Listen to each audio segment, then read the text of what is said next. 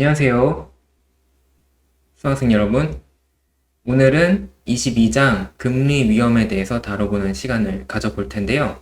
그 전에 앞서서 지난 시간 21장 강의 영상 중에서 제가 마지막에 문제풀이를 해드릴 때 오류가 있었기 때문에 그 점을 먼저 말씀드리고 진행을 하도록 하겠습니다.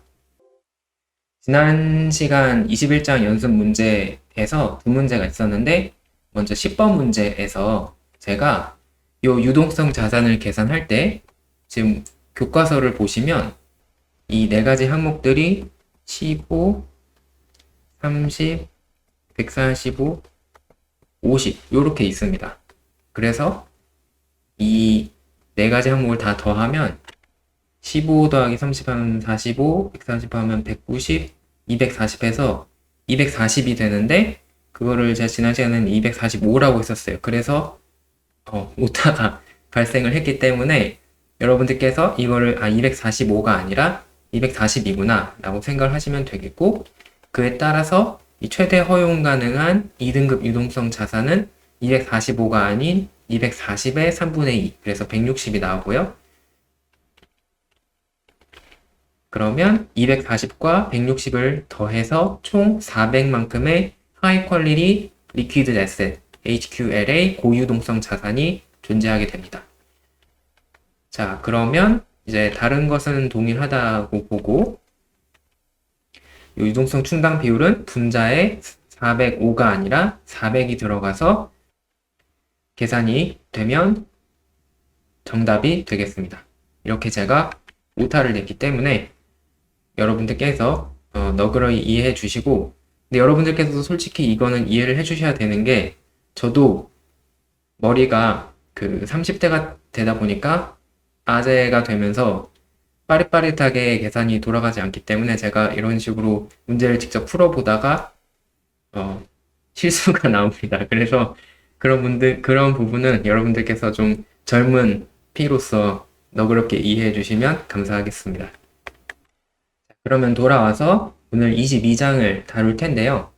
제가 지난 19장에서 말씀드렸죠. 금융기관이 겪게 되는 대표적인 세 가지 재무적인 위험이 있다. 첫 번째, 신용위험. 두 번째, 뭐였죠? 유동성 위험. 세 번째, 그리고 금리 위험. 그래서 이번 시간에는 금리 위험에 대해서 다루게 됩니다.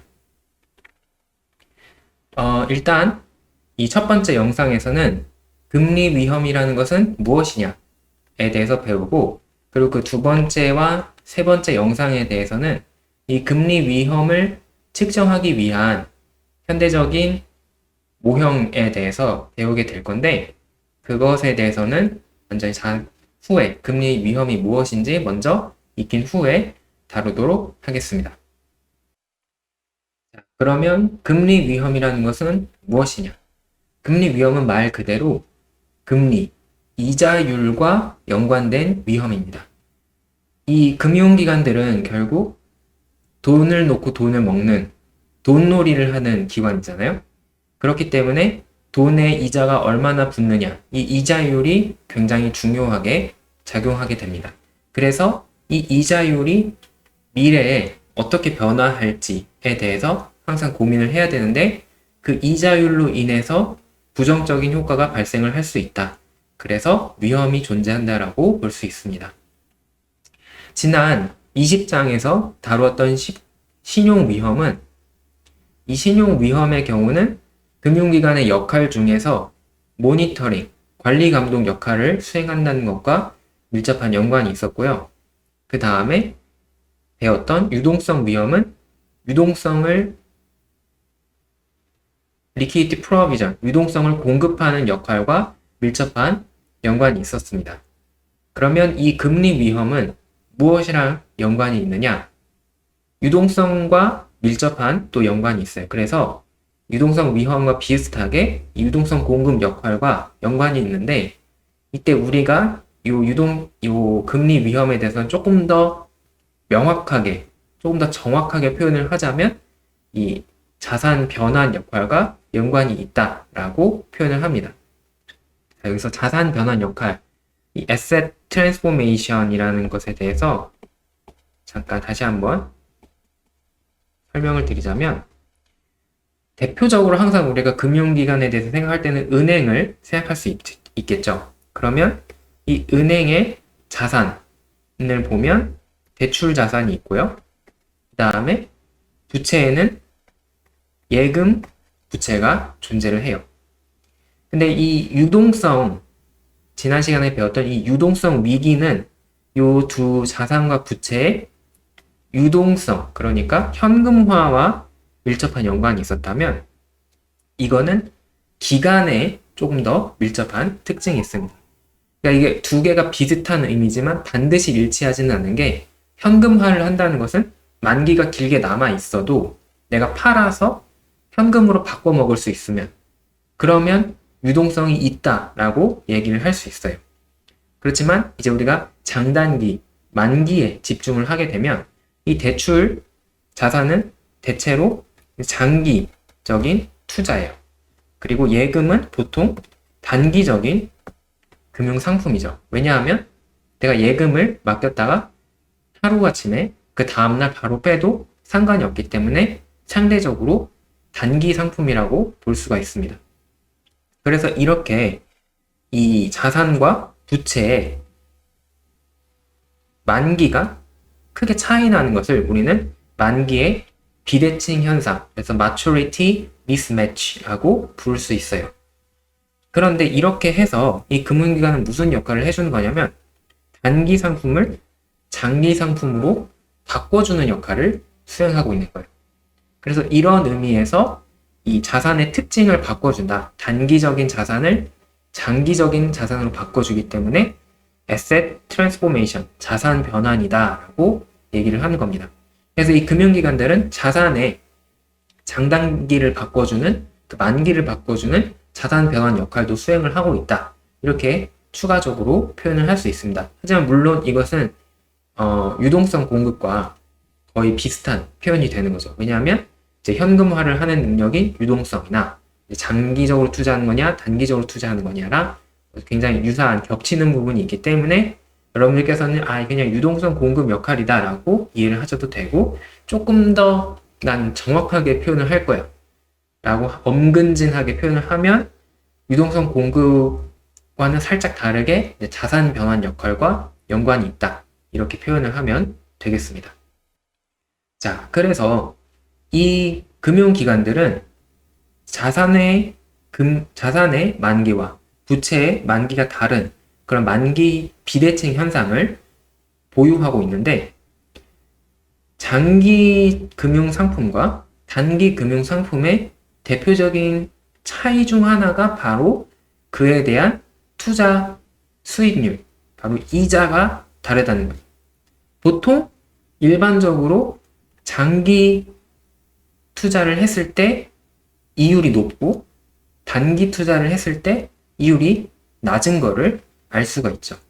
그래서 이 만기의 비대칭 현상은 필연적으로 자산에서 발생하는 이자율과 부채에 대한 이자율의 차이를 가져오게 됩니다. 그리고 일반적으로 자산의 만기가 길기 때문에 보통 자산의 이익이 더 크겠죠. 이자율이 더 크고 부채의 이자율이 더 작겠죠. 그래서 무엇이 발생한다? 바로 은행의 예대 마진이 발생한다. 그리고 그게 바로 금융기관의 수익으로 이어질 수 있는 거죠. 그래서 이 금리 차이가 발생한다는 것 때문에 이익을 얻을 수 있지만, 그와 동시에 금리 변화가 발생할 경우 내 이익에 영향을 받게 되는 그런 자연스러운 흐름이 생기게 되는 겁니다. 그러면 이 금리가 변할 때 어떤 효과가 있느냐? 방금 말씀드린 대로 이자율이 변하면 대출 이자가 변하는 거고 예금 이자도 변하겠죠. 그러면 은행 같은 경우는 이자 수입과 이자 비용이 변하게 될 거예요.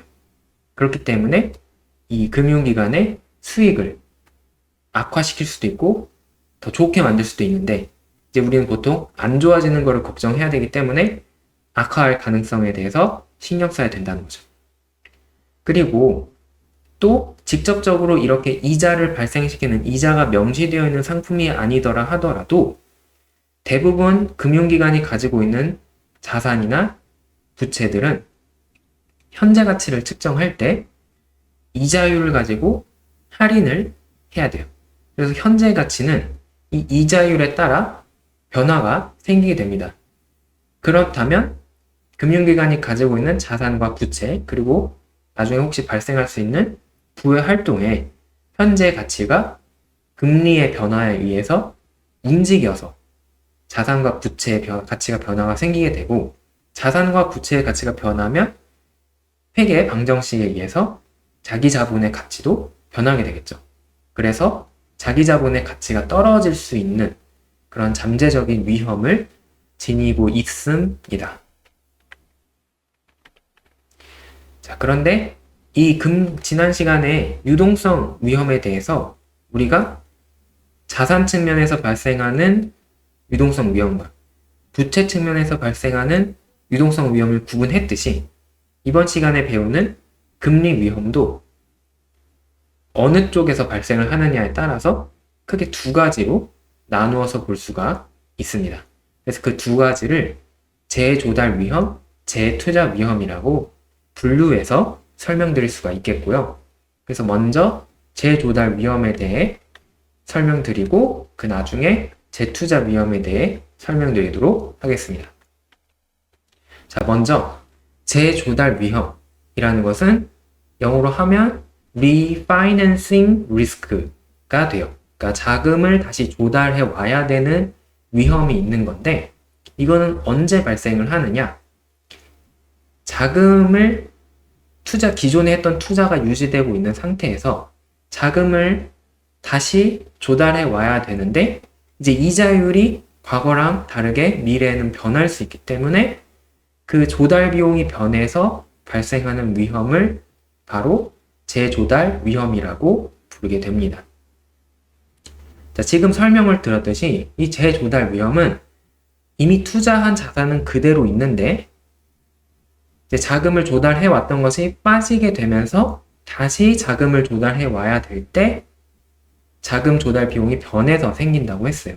그래서 자산은 그대로 있어요. 그래서 자산의 만기가 길고 부채는 이미 한 번 사이클이 돈 거죠. 그래서 부채는 이미 완료가 돼서 다시 자금을 조달해 와야 할 때 발생을 합니다. 그래서 자산의 만기가 부채의 만기보다 길 때 발생을 하는구나, 이렇게 이해할 수가 있습니다. 그리고 이때 내가 손해를 보는 상황은 어떤 상황일까요? 이제 지금 자금을 다시 조달해 와야 되는데, 그러니까 내가 자, 돈 빌려줘, 돈 갚을게 라고 하는데 이자율이 변한 거예요. 이자율이 올라갈 수도 있고 떨어질 수도 있습니다. 어떤 경우에 손해가 발생을 할까요? 내가 빌려오는 거니까 이자율이 올라가면 내가 갚아야 되는 돈이 많아져서 손해가 생기겠죠. 그래서 이 재조달 위험은 금리가 상승하는 경우 부정적 효과를 가져오는구나 라고 이해할 수가 있고요. 이게 흔히 금융기관이 일반적으로 겪는 금리 위험이에요. 왜냐하면 일반적으로 금융기관은 대부분의 경우 장기 자산에 투자하고 단기 부채로 자금을 조달하기 때문이에요. 그래서 자산의 만기가 부채의 만기보다 길어서 발생을 하고 있구나, 이렇게 확인을 할 수가 있습니다. 자, 그런데 이거랑 정반대의 상황으로 발생하는 금리 위험이 있습니다. 그걸 바로 재투자 위험, reinvestment risk라고 부를 수 있어요. 자, 제목에서 바로 알 수 있듯이 이거는 다시 투자를 해야 되는 상황이에요. 어떤 상황에서? 내 자금은 내가 이미 조달해 왔는데, 그건 그대로 있는데 투자가 했던 데가 끝난 거죠. 그래서 다시 돈이 돌아왔어요. 그러면 이거를 썩힐 수는 없잖아요. 그러니까 다시 투자할 곳을 찾아야 된다는 거죠. 그때의 이자율이 과거랑 다르게 미래에 변한다면 문제가 생길 수 있다. 그래서 재투자 위험이 발생을 하게 됩니다. 그러면은 이 경우는 방금 말씀드렸듯이 자금은 이미 조달되어서 유지되어 있는 상태인데 내가 투자했던 곳이 완료가 돼서 돈이 돌아온 상황이 되는 거죠. 그러니까 자산의 만기가 부채의 만기보다 짧구나 라는 것을 알 수가 있습니다. 그러니까 일반적인 경우는 아니겠죠. 자, 그리고 또 어떤 상황이냐면 빌려온 이자율은 이미 과거에 보정되어 있어서 그대로인데 이제 투자가 한번 끝나고 다시 투자를 하는데 이자율이 변한 거예요. 그러면 이자율이 올라가는 게 문제겠어요? 떨어지는 게 문제겠어요? 바로 이자율이 떨어져서 문제가 발생하는구나 라는 것을 알 수가 있습니다. 왜냐하면 내 이자율이 이제 떨어졌다라는 것은 지금 옛날에 과거에 높은 이자율로 돈을 빌려왔는데 그거는 그대로 있는데 지금 내가 투자할 수 있는 이 수익률은 줄어드니까 나의 이익이 줄어들게 되는 상황이기 때문입니다. 그러면 재조달 위험과 재투자 위험의 두 가지 다른 상황을 예시로서 설명드리도록 하겠습니다. 먼저 조금 더 일반적으로 많이 발생하는 재조달 위험의 사례를 들어서 설명을 드리겠습니다. 자, 여기 한 상업은행이 있어요. 그런데 얘는 예금을 받아서 대출을 해주는 아주 단순한 기관입니다.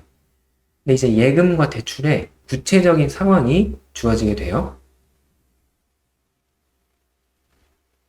여기서 예금이 1년 만기인 상황으로 가정을 하고요.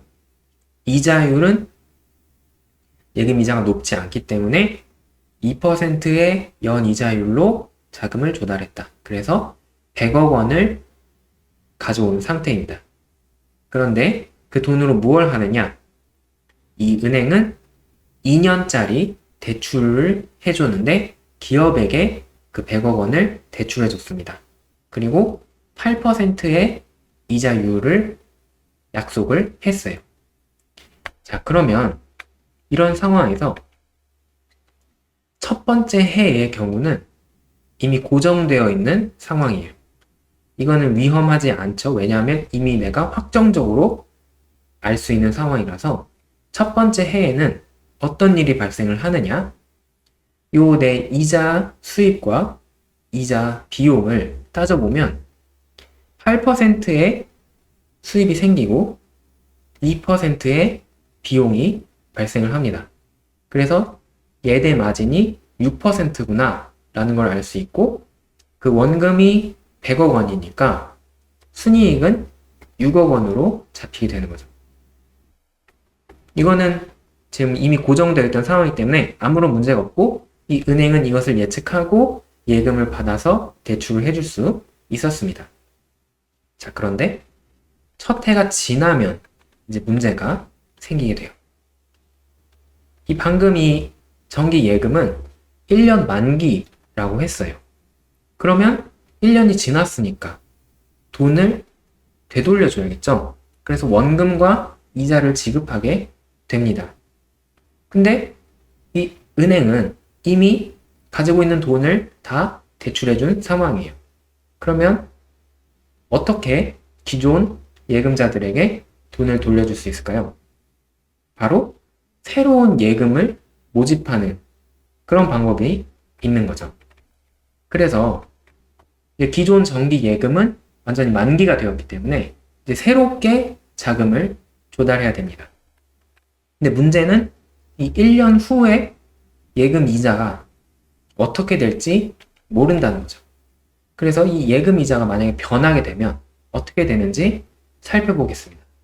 원래 2%, 과거에는 2%였던 예금 이자가 1%로 줄게 되면 나의 2년차의 순이익은 이제 예대 마진이 7%가 되기 때문에 늘어나게 됩니다. 그럼 이거는 사실 좋은 상황이에요.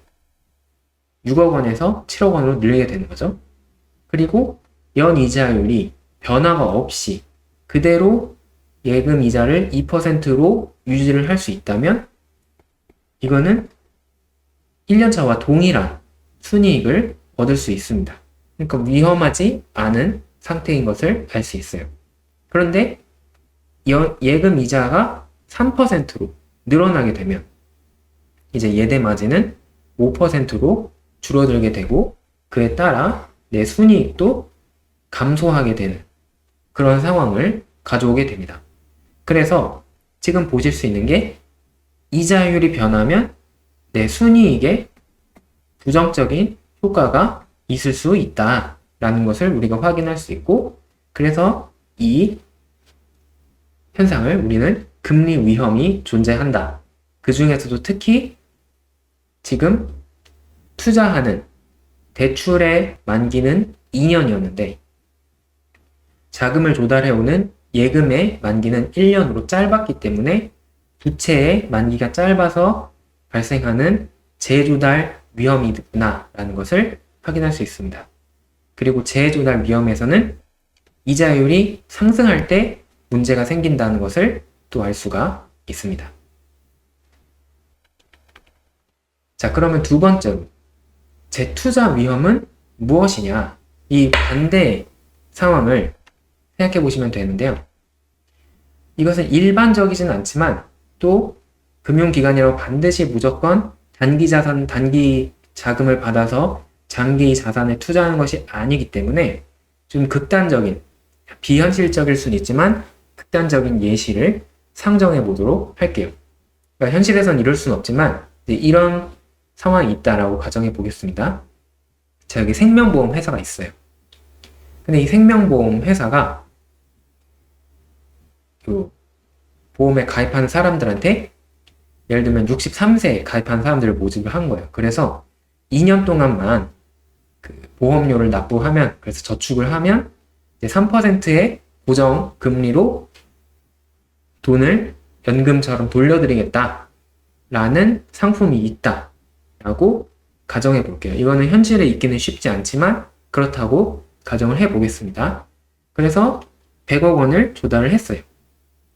근데 이 돈을 어디다 투자를 할까 하다가 안정적으로 유지를 해야겠다 해서 국채에 투자를 했는데 국채가 만기가 1년짜리였던 거예요.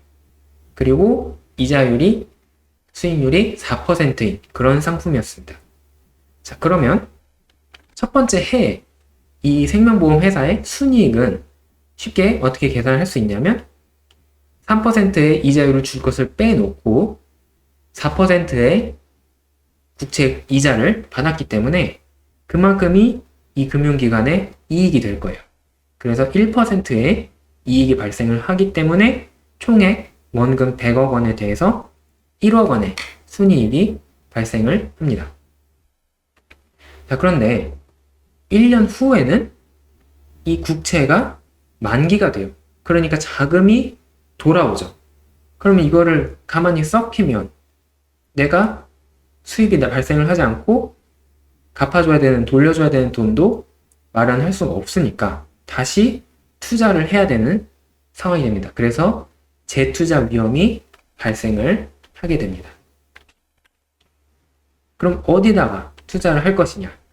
다시 또 똑같은 단기 채권에 투자를 한다 라고 가정을 해보겠습니다. 그러면 이때 채권 이자율이 과거에는 4%였지만 미래는 어떻게 될지 아무도 모르는 거죠. 그래서 3%가 될 수도 있고 5%가 될 수도 있다라고 생각을 해볼게요. 그러면 만약에 채권 이자율이 3%가 된다면 그럼 나의 2년차의 순이익은 내가 이 연금 저축에 대해서 3%의 이자를 약속했기 때문에 그 부분을 빼고 나면 남는 게 하나도 없어요. 그래서 순이익이 빵이 되는, 이제 줄어들게 되는 것을 관찰할 수 있고, 만약에 채권 이자율이, 채권 금리가 그대로 4%라면 이제 1억 원의 순이익이 그대로 발생을 하는 것을 확인할 수가 있고, 마지막으로 이자율이 상승하게 되면 이제 5%를 가져와서 3%를 돌려주니까 2%씩 남게 되죠. 그래서 순이익이 2억 원으로 1억 원에서 증가한 것을 우리가 볼 수가 있습니다. 자, 그래서 이 일은 왜 생겼다?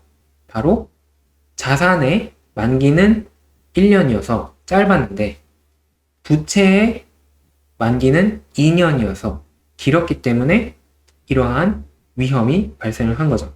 내 나중에 수익성이 좋아질지 나빠질지 알 수가 없는 불확실성을 가지게 된다. 그것이 바로 금리 위험이 되는 겁니다.